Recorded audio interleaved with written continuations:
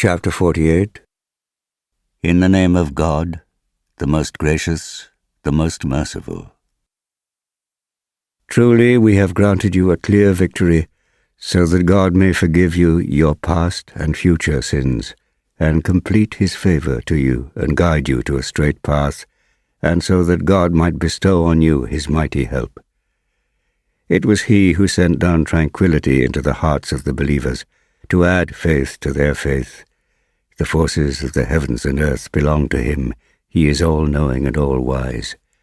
And so that he might admit the believers, men and women, into gardens through which rivers flow, to dwell therein forever, and so that he may remove their evils from them.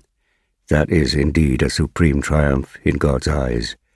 And so that he might punish hypocritical men and women, as well as the polytheist men and women, who think evil thoughts about God. An evil turn of fortune will fall upon them, for God has become angry with them, and has rejected them and prepared hell for them. How evil is such a destination! The forces of heavens and earth belong to God. He is almighty and all-wise. We have sent you forth as a witness and a bearer of good tidings and a warner, so that you may believe in God and his messenger, and may help him and honor him, and so that you may glorify God morning and evening. Behold, all who pledge their allegiance to you, indeed pledge their allegiance to God. The hand of God is over their hands. Hence he who breaks his oath breaks it only to his own loss, whereas he who remains true to what he has pledged to God shall have a great reward bestowed upon him by God. Those desert Arabs who remained behind will say to you, "Our belongings and our families kept us occupied, so ask forgiveness for us." They will say with their tongues what is not in their hearts. Say, who then has any power at all to intervene on your behalf with God, if his will is to do you harm, or if he intends to do you good? Indeed, God is well aware of all that you do. No, you thought that the messenger and the believers would never return to their families. This prospect seemed pleasing to your hearts, and you conceived evil thoughts, and thus were doomed to perish. For those who deny the truth, who do not believe in God and his messenger, we have prepared a blazing fire. To God belongs the kingdom of the heavens and the earth. He forgives whom he pleases, and punishes whom he pleases, and God is most forgiving and merciful. When you, believers, set off to gather the spoils, those that stayed behind will say, "Let us come with you." They want to change God's word. But tell them, "You shall not follow us. God has declared this beforehand." Then they will say, "You are jealous of us." But how little they understand.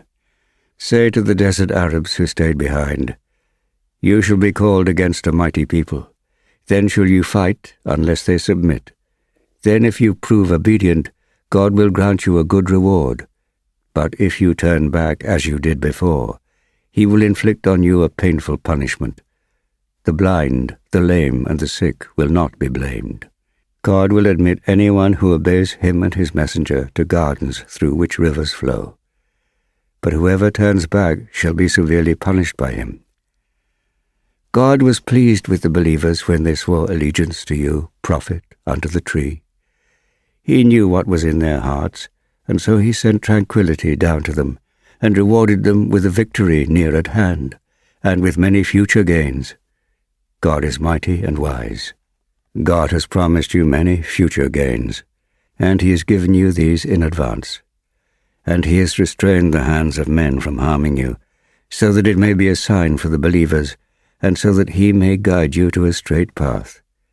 And there are yet other gains, which are still beyond your grasp, but which God has already encompassed for you. For God has power over all things. If those who deny the truth were to fight you, they would certainly turn their backs. Then they would find neither protector nor helper. Such was the law of God in the past, and you shall find no change in the law of God.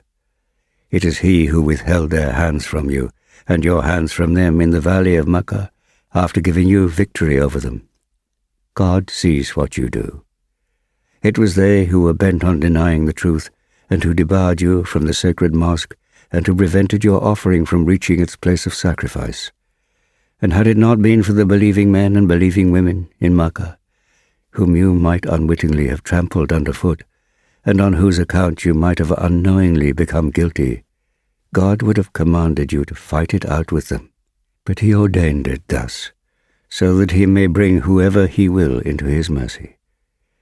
If they, the believers, had been clearly separated, we would have punished those who were bent on denying the truth with a painful punishment, while those who deny the truth made it a prestige issue in their hearts, the bigotry of the days of ignorance. God sent his tranquility down onto his messenger and believers, and firmly established in them the principle of righteousness, for they were indeed better entitled to it and more worthy of it. God has full knowledge of all things. God has in all truth shown his messenger a true vision, in which he said, God willing, you will most certainly enter the sacred mosque in safety and without fear, shaven-headed or with hair cut short. God knew what you did not, and has given you a victory beforehand. He is the one who has sent his messenger with guidance and the true religion, so that he may have it prevail over all other religions. God suffices as a witness. Muhammad is the messenger of God. Those who are with him are firm and unyielding towards those who deny the truth, but compassionate towards one another. You see them bowing and prostrating themselves, seeking the grace of God and his goodwill.